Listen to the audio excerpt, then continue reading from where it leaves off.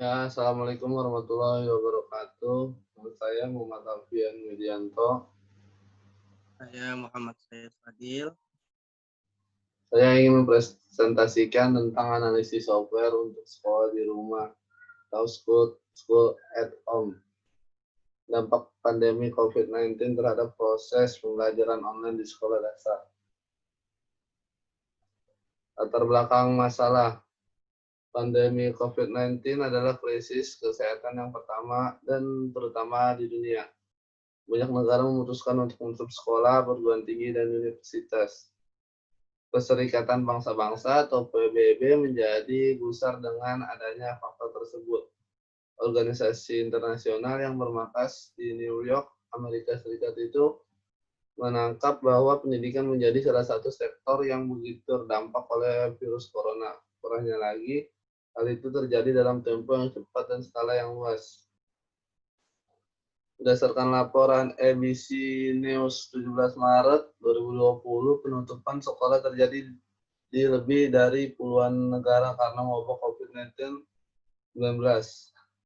Organisasi Pendidikan, Keilmuan, dan Kebudayaan PBB atau UNESCO setidaknya ada 290,5 juta siswa di seluruh dunia yang aktivitas belajarnya menjadi terganggu akibat sekolah yang ditutup. Oke, selanjutnya identifikasi masalah. Berdasarkan latar belakang masalah, di atas masalah dapat didefinisikan sebagai berikut. Yang pertama, bagaimana cara yang dilakukan untuk menentukan software untuk proses belajar online di sekolah dasar. Yang kedua, merekomendasikan software yang yaitu school at home.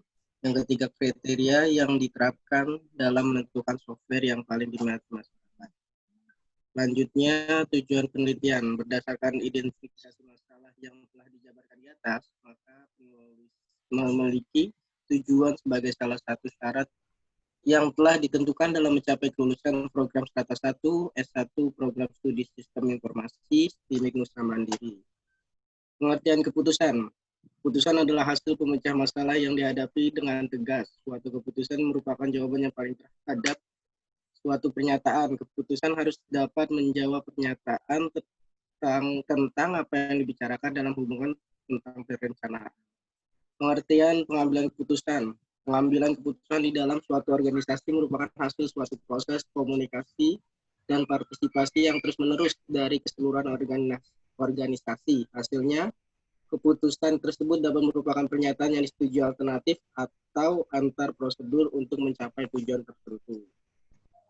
Tahapan proses pengambilan keputusan. Pertama, inteligensi, yaitu menyelidiki lingkungan bagi kondisi dalam mengambil keputusan. Data mentah diperoleh, diproses, diperiksa oleh pertunjukan yang dapat mengidentifikasi masalah. Dua, rancangan atau desain, yaitu menemukan, mengembangkan, dan menganalisa kegiatan yang mungkin dilakukan. Ini mencakup proses memahami masalah, membangkitkan cara pemecahan, dan menguji pemecahan untuk mengetahui mungkin tidaknya dilaksana. Yang ketiga, pilihan atau choice, yaitu memilih suatu cara kegiatan khusus dari cara-cara yang diperoleh. Suatu pilihan diambil dan dilaksanakan. Yang keempat, implementasi, yaitu pelaksanaan tindakan setelah memperoleh pilihan atas berbagai alternatif kegiatan yang telah dilakukan. Nah, lanjut, ini pengertian software. Software atau perangkat lunak adalah program komputer yang berisi instruksi-instruksi untuk melakukan operasi tertentu pada komputer. Instruksi itu dibuat dengan menggunakan berbagai macam bahasa pemrograman, mulai yang bahasa tingkat rendah hingga tinggi. Yang termasuk software, ini adalah sistem operasi dan pemrograman program aplikasi yang digunakan dalam komputer. Biasanya program dasar dari komputer disimpan dalam memori ROM dan RAM, sedangkan sistem operasi dan program aplikasi disimpan pada hard disk.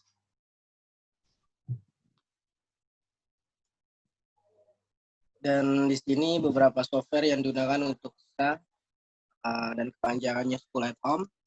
Yang pertama, aplikasi WhatsApp. WhatsApp Messenger merupakan aplikasi pesan lintas platform yang memungkinkan kita bertukar pesan tanpa biaya SMS. Karena WhatsApp Messenger menggunakan paket data internet yang sama untuk email, browsing web, dan lain-lain. Dan yang kedua, kami memakai aplikasi Zoom. Zoom merupakan aplikasi yang menyediakan layanan conference jarak jauh dengan menggabungkan conference video, pertemuan online, obrolan, hingga kolaborasi seluler. Aplikasi ini memiliki perusahaan Zoom Video Communication yang berpusat di San Jose, California. Dan selanjutnya, metode penelitian. Metode penelitian menggunakan metode studi kasus, eksplorasi, dan pendekatan penelitiannya menggunakan metode studi kasus kualitatif yang digunakan untuk mendapatkan informasi kendala dan akibat dari pandemi COVID-19 terhadap kegiatan belajar mengajar di sekolah dasar.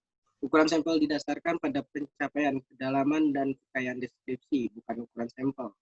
Menurut Guatman pada tahun 2015, ukuran sampel bukan masalah opini, representatif, dan pandangan, tetapi merupakan masalah kekayaan informasi. Dalam penelitian ini, responden sebanyak 6 orang, guru, dan wali murid. Untuk tujuan kerahasiaan respon diberi inisial R1, R2, R3, dan R4. Wawancara semi struktur dikembangkan berdasarkan literatur terkait. Responden untuk penelitian ini adalah para guru dan orang tua murid di sebuah sekolah dasar. Dan di sini profil responden dengan inisial masing-masing. R1 laki-laki, usia 27, menikah. R2 perempuan, R3 perempuan, R4 laki-laki, R5 perempuan, R6 laki-laki dengan umurnya masing-masing. Lanjut, Yan.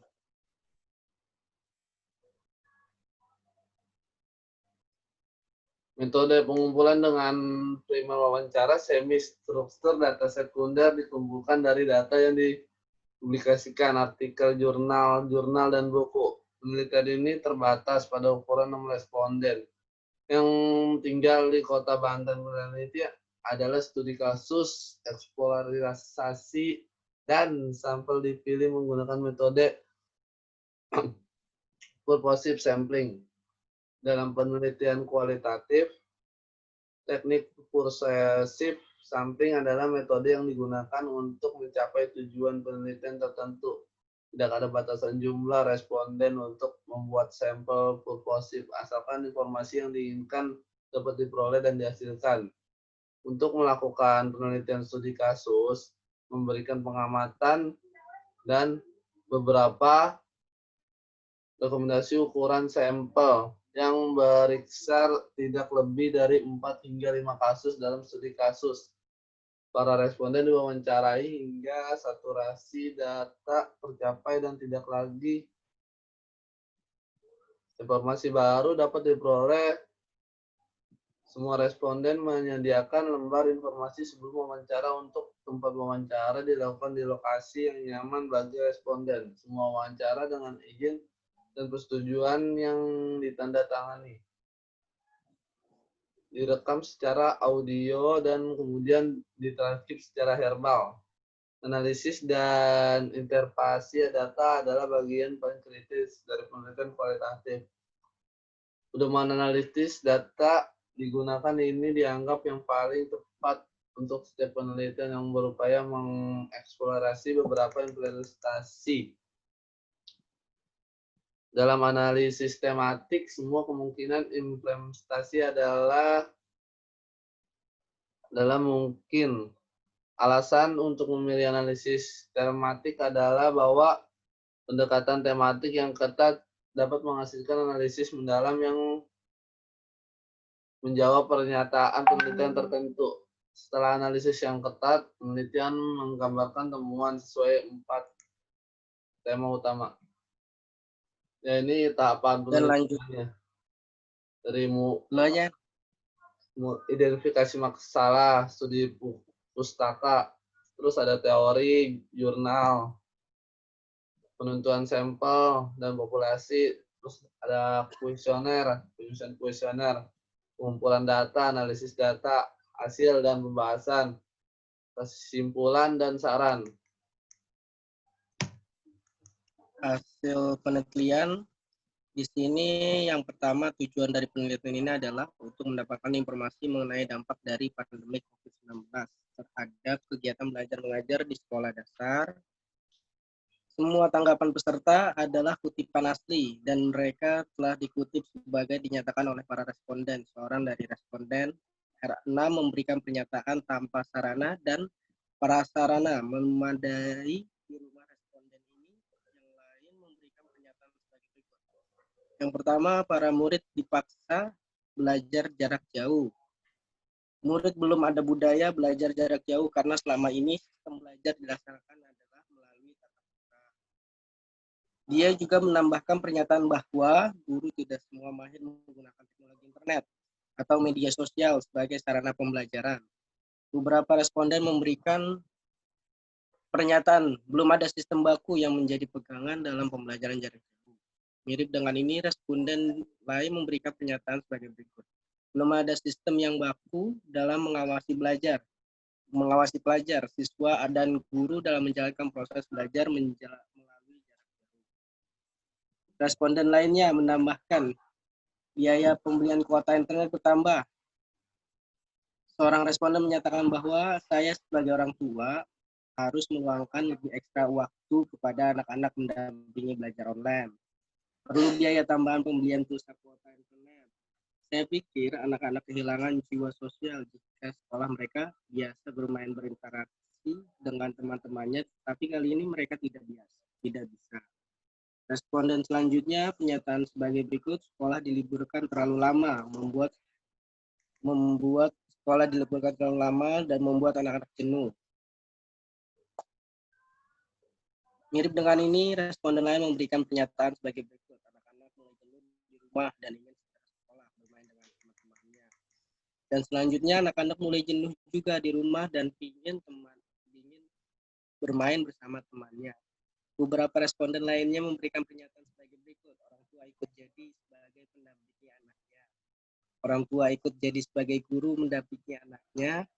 Mirip dengan ini, responden lainnya memberikan pernyataan sebagai berikut. Saya ingin ikut mendampingi anak saya. Saya ikut belajar mendampingi anak saya.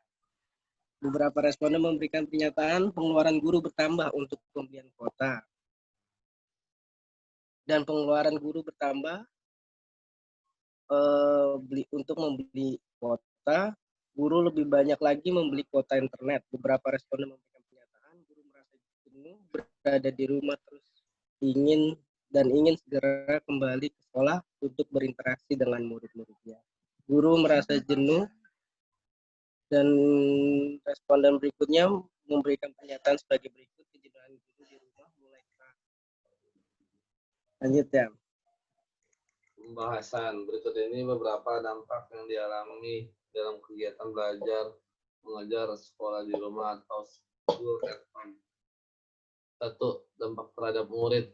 Beberapa dampak yang dirasakan murid pada proses belajar mengajar di rumah adalah murid merasa dipaksa belajar jarak jauh tanpa sarana dan prasarana memadai di rumah. Fasilitas ini sangat penting untuk kelancaran proses belajar mengajar. Untuk pembelajaran online di rumahnya seharusnya disediakan dulu fasilitas seperti laptop, komputer, ataupun handphone yang akan memudahkan murid untuk menyimak proses belajar mengajar online. 2. Dampak terhadap orang tua.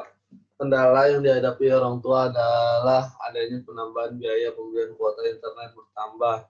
Teknologi online memerlukan koneksi jaringan ke internet dan kuota. Karena itu tingkat penggunaan kuota internet akan bertambah dan akan menambah beban pengeluaran orang tua. Untuk melakukan pembelajaran online selama beberapa bulan tentunya akan diperlukan kuota yang lebih banyak lagi. Dan secara otomatis akan meningkatkan biaya pembelian kuota internet. Kendala selanjutnya yang dirasakan orang tua yaitu harus meluangkan lebih ekstra waktu pada anak-anak mendampingi belajar online. Mereka harus membagi waktu lagi untuk mendampingi anak-anaknya dalam belajar online. Untuk mendampingi anak-anaknya dalam belajar online tentunya akan berpengaruh pada aktivitas pekerjaan rutin sehari-hari yang akan menjadi kurang. Terkadang para orang tua juga ikut belajar bersama anak-anaknya dan ikut membantu mengerjakan tugas bersama anak-anaknya. Yang ketiga, dampak terhadap guru. dampak yang dirasakan guru yaitu tidak semua mahir menggunakan teknologi internet dan media sosial sebagai sarana pembelajaran. Beberapa guru senior belum sepenuhnya mampu menggunakan perangkat atau fasilitas untuk menunjang kegiatan pembelajaran online dan perlu pendampingan dan pelatihan terlebih dahulu. Dan kompetensi guru dalam menggunakan teknologi akan mempengaruhi kualitas program belajar mengajar. Oleh karena itu, sebelum diadakan program belajar online pada guru, wajib untuk diberikan pelatihan terlebih dahulu.